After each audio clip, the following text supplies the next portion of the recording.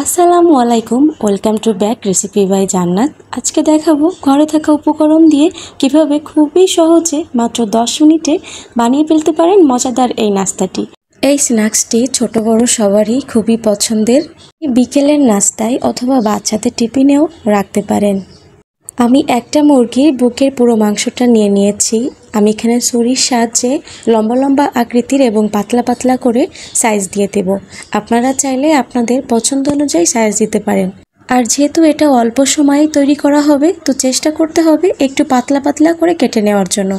আমি এভাবে পুরো মাংসটা পিচ পিচ করে নেব।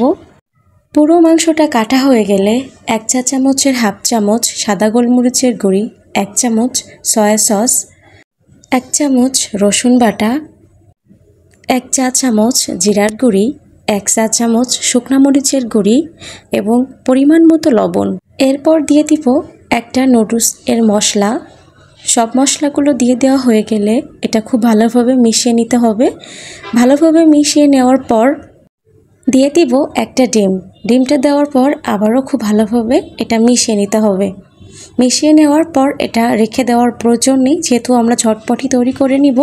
ডিমটা মেশানো হয়ে গেলে এবার চলে যাব আরেকটা পাত্রে। নিয়ে নিব 1 কাপের মতো আটা, আপনারা চাইলে ময়দা ব্যবহার করতে পারেন। এবার নিয়ে নিব 1 টেবিল চামচের মতো কর্নফ্লাওয়ার।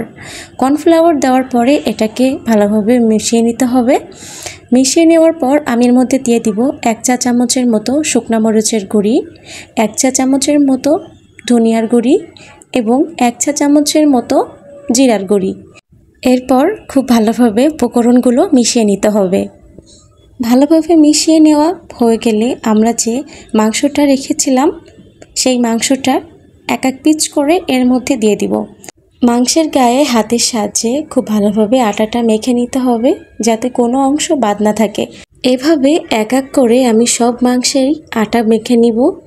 এরপর চলে যাব আমি চুলায় আমি একটা ফ্যান বসিয়ে দিয়েছি এবং কিছুটা তেল দিয়ে দিয়েছি। তেলটা গরম হয়ে গেলে আমি এক এক করে সব মাংসের পিসগুলা দিয়ে দিব।